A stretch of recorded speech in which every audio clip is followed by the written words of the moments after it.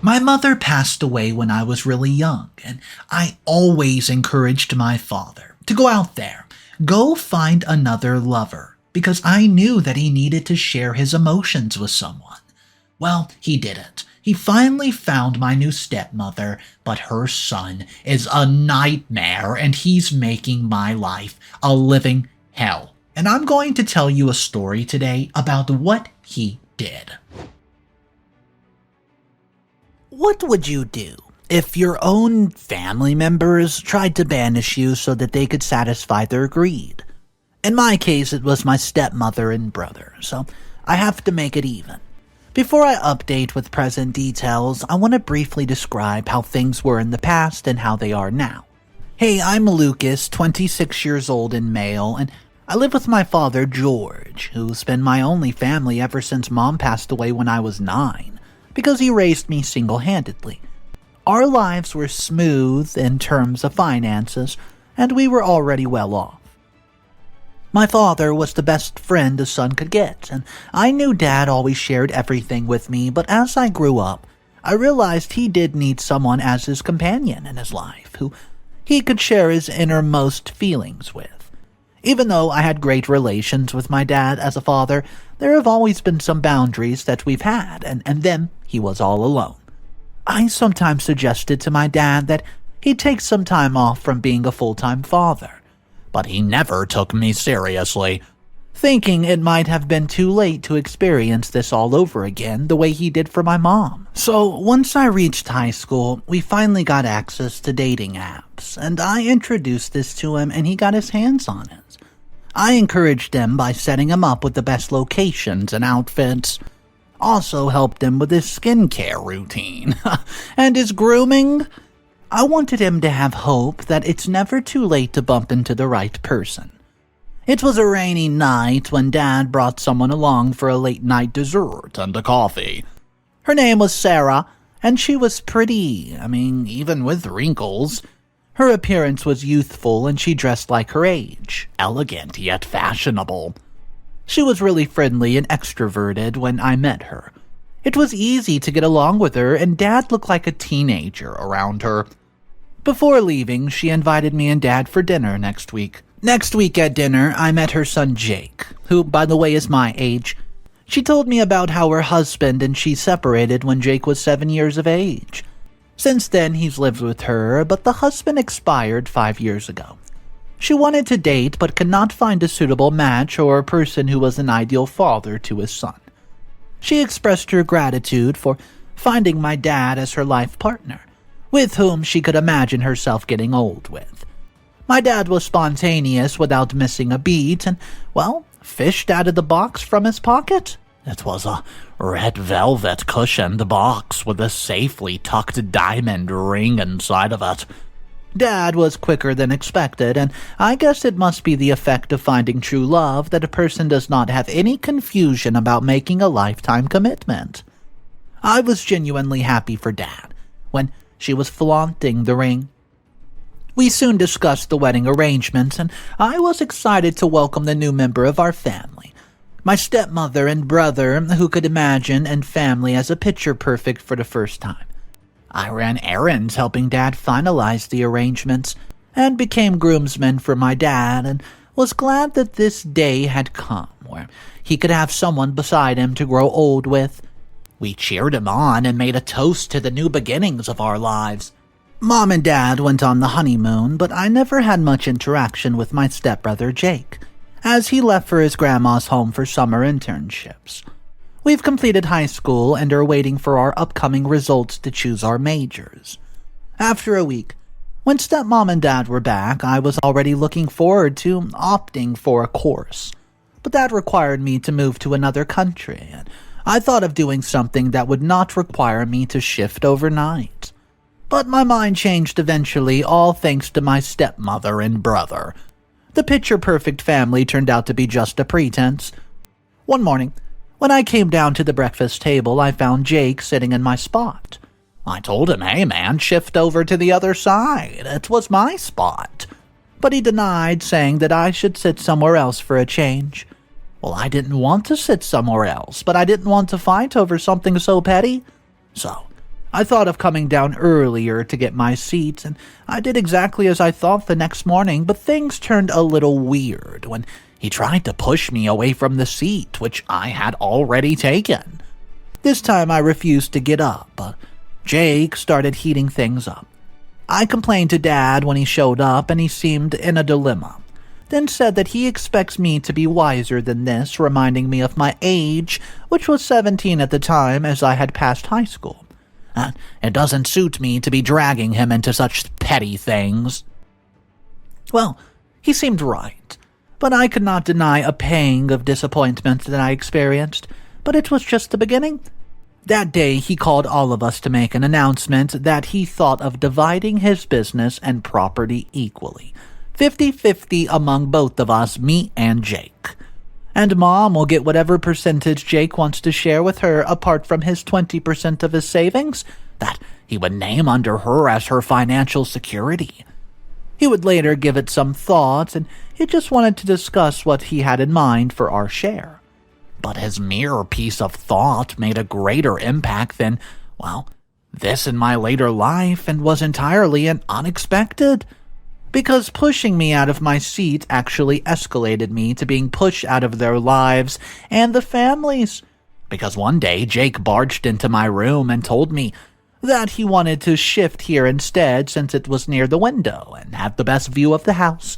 Also, it faced east, where the sun rises. It was seen out the window. My room, hands down, was the best location in the entire house, yes. Though it had a lot of other rooms, but none compared to this one. I obviously denied the request, thinking he was just bluffing, but oh no. He starts arguing that he did not like his room and could not focus on his work. I was ready to share my space with him during his studies, and I didn't mind it, but I'm not going to give up the entire room to him. Besides, he can't come up with a genuine excuse that would be convincing enough. But somehow, stepmother, who proved that she's only the mother of Jake, interrupted by saying that I cannot give a room to my brother, who is already having a hard time adjusting to a new life in a new house. I was uncooperative, and an entitled brat who did not let his brother feel at home but was alienated. In the midst of those tantrums, I saw my mail notification pop up, where I saw that I've been accepted for admission to an international university where I had applied just casually. Though I was not really eager to move out, but the timing was perfect to set my mind on moving out because I'd already been kicked out of my room. And scared of what awaited me in the future, I thought of escaping it to seek peace outside my comfort zone and pursue better education and career opportunities. Though the decision was spontaneous, it was intuitive. I discussed that with Dad, and he was reluctant, but my Uncle Victor, who is my dad's childhood friend, almost like a brother, who was happy for me and convinced father for me. He was the only person besides my dad who I considered family.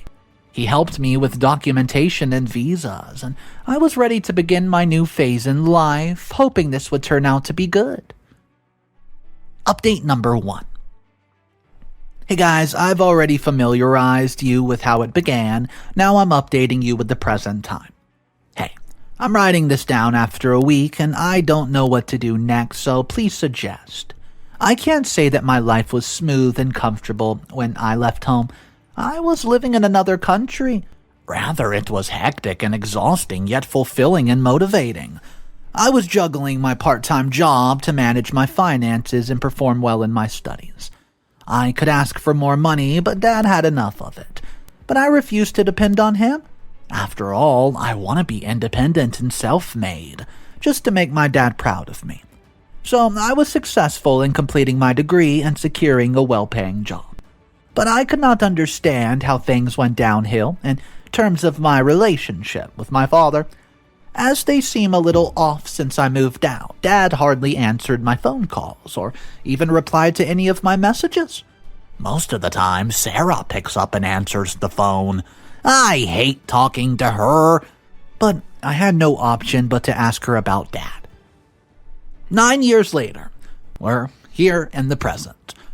I get a phone call from my uncle, and I was happy to receive it, but not as much when he informed me about my dad's ill health, and that he had been admitted to the hospital. Well, I was worried and wanted to ask why Dad hasn't called me.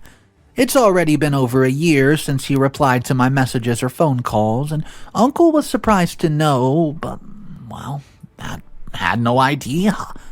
Though he lived a few blocks away from our house, he did not have enough time to do frequent visits and communicate because of his own business. I booked urgent tickets to reach as soon as possible, and when I came back home, the house was empty. And I saw that most things have changed since then. My old photographs on the wall, they were hung at the side, and in the middle were Sarah, my dad, and Jake. The decor, furniture, wallpaper, everything was according to her taste and choice.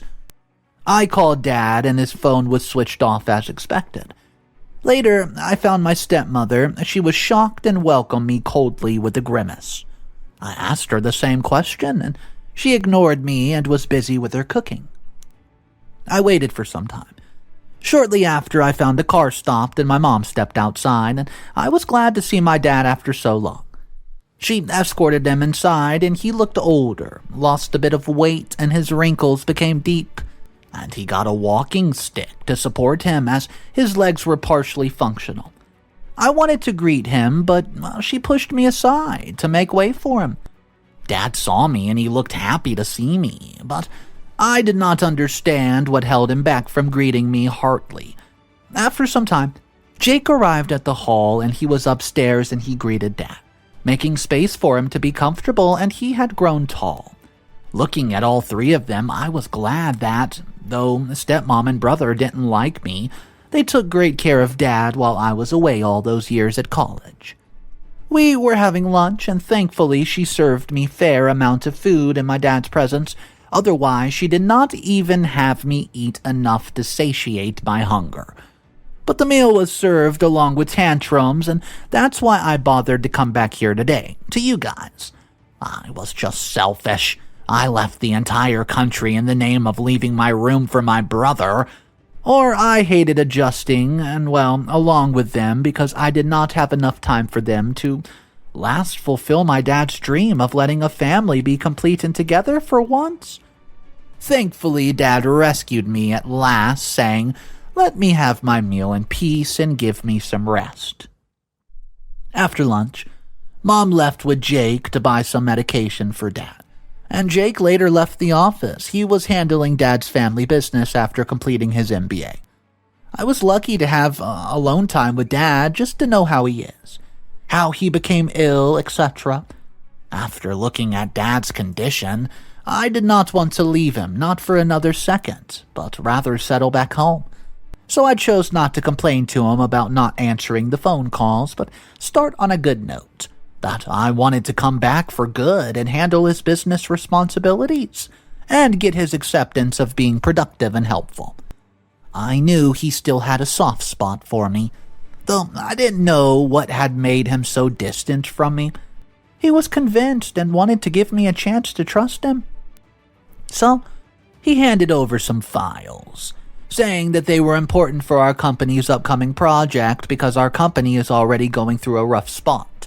If I'm successful in this endeavor, he'll look forward to handing me further responsibilities. As I proceeded to leave his room, I saw Mom standing there, and it was obvious that she was listening to pretty much everything.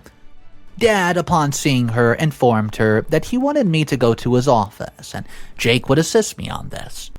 She faked her smile and said with a backhanded compliment that I was not as irresponsible as she expected. Well, being in a good mood, I did not want to pay much heed to her words, and I asked Dad about where I should arrange my stuff. Though he wanted me to have my room back, knowing it was Jake's now, he advised me to shift into the guest room. Not wanting to disappoint my father, and wanting him to open with me since I was being sidelined in my father's perception by my stepmother and brother. This is the best way to gain his confidence. To complete the task given to him, and while I studied the papers, Jake refused to help me out and taunted my inability to work all by myself in front of Dad. So I prepared for the meeting alone. The next morning when I arrived at the office, I welcomed and greeted my clients. I was confident that I would crack this deal, but to my utter shock and disappointment, I could not find the files that I've studied for, or the report that I've prepared for the presentation. It was nowhere to be found. I checked everywhere, and I even asked Jake's secretary twice, but she was blank and unable to help me out. I was losing my mind since it's been over half an hour since the clients have been waiting for the presentation. Jake laughed at my condition, taunting me that this was not just a mistake but a blunder. He made me responsible for the inconvenience caused, and the company lost a project that was mine. Dad, who was waiting eagerly for me at home to ask how the meeting went, could not confront him, and Jake tried his best to make things worse. I tried to justify that I had kept those files and reports in my bag, but they did not know, where they went. It was fruitless, because no one would believe such a stupid mistake for adults was an unforgivable blunder. Dad was really mad because his hopes were shattered, and Jake taunted him at my overconfidence to replace him, and I lost my cool and punched him in the face. Sarah, furious at the reaction, threw my stuff away, saying that she had no space in her house for such misbehavior, and violent people like me, who are worthless to keep their things together, even at my age, and I should only move in when I get my so-called manners back. Dad tried to convince Sarah by telling me to apologize to her and Jake, but I refused. Even my dad felt helpless to defend me and could not protest her decision. Update number 2. I'm writing this after 2 days. I found something shocking about my stepbrother Jake, so I did what my uncle suggested. 2 days ago, after being thrown out, I packed and carried my luggage. Not knowing where to go, I went to my Uncle Victor. Thankfully, he was at home and let me come in. I told him about my current situation, about how the files were misplaced and being thrown out, and I also shared my concern about my dad being distant from me. He consoled me and confessed that he never liked Sarah or Jake from the beginning. He tried to warn him about her, but Dad was blinded by the love and made her his wife. I was thinking of packing my stuff and booking flights ASAP when I told my uncle on the night of leaving the next day. The next morning, my uncle stopped me, saying this was a bad idea. He had suggested to me that I should find those files since they could not be misplaced on their own at such a crucial time. If no one was there, who would have seen them in the office by the staff? That means someone had disappeared before they reached the office. He encouraged me to find out the truth and wished me luck. In the evening, I sneaked into my home, jumping through the window that's always unlocked, and I looked at my room. It was not there. I then went inside Jake's room, but with no luck. The last option was Sarah's room.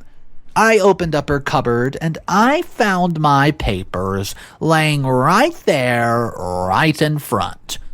I gained courage after discovering that it was she who had stolen them from my bag before I could reach the office.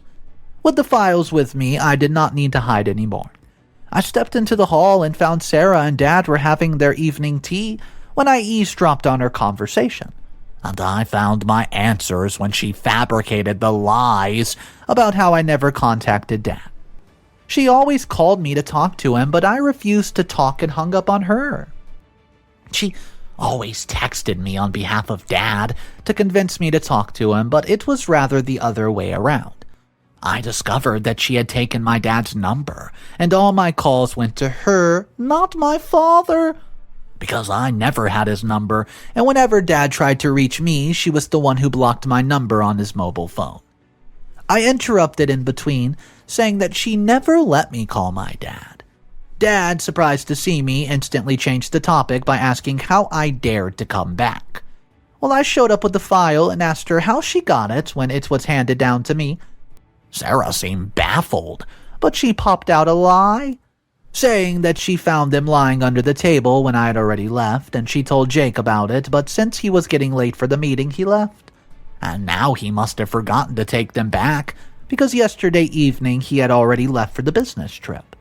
I tried to tell Dad that she was lying, but she played the victim card, saying that I was blaming her for stealing files because she was careless enough to not keep things safe. Dad told me that because I did not apologize to her, at least I should not blame her for my mistakes. I knew I had lost my chance again, so I left without protest. When I was leaving, I suddenly came across Jake. He was with a crowd of people who did not seem right, and he was outside some shady pub. And I remembered when Sarah said that he was on a business trip, but he was right here. And smoking marijuana, having a beer bottle in his hand, discussing, and in fact arguing over something that probably is not legal. I wanted to confront him. It did not seem like the right moment, so I just took a picture. I headed straight towards the office, curious to know if he had hidden the same thing from his staff members, and they said the same thing, that he left yesterday evening. Well, I was assured that he would not be here right now, so I went into his cabin to find out what he was up to. I searched everywhere in his office to confirm that he's hanging out with those people and it had anything to do with the company's business. Nothing. There, I came across a small drawer beneath the table. I searched through it and found the files, and showed that he was doing some illegal transactions for some shady investments by hiding company profits, showing that the company was actually at a loss when it wasn't. I grabbed those files and went back to my uncle's place and told him everything. He gave me the number of our family lawyer who would help us, and when I dialed it, I found out that the lawyer was on vacation, so he suggested that I wait just a few days. Until then, I kept visiting the office regularly because I did not trust Jake to manage my dad's business when he was into something shady, even without Dad's consent. Update number 3. Hey guys, I finally revealed the intentions of my stepmother, Sarah. Please suggest how I can reveal the truth to my dad. I'm writing this after 3 days, and I've waited for the lawyer to come back from vacation and Jake to return from his business trip. But by the time Dad was hospitalized when I got the information, I rushed back to the hospital with my uncle. I wanted to meet him, but Sarah did not let me inside. She talked to the doctor, and I listened to their conversation, saying that Dad's health was getting a little critical. Also, we should take care of his respiratory health, since he was diagnosed with asthma as well and prescribed an inhaler that should be carried with him all the time. Uncle stayed with Dad, and I did not know where Mom left to go to after talking to the doctor, but I did not bother as I received a call from my lawyer, who was back. I reached with all the pictures and documents in hand, but was shocked to find Sarah's car already parked in front of the office. When I reached her, I already saw her inside. I tried to hear their conversation, but failed to catch it.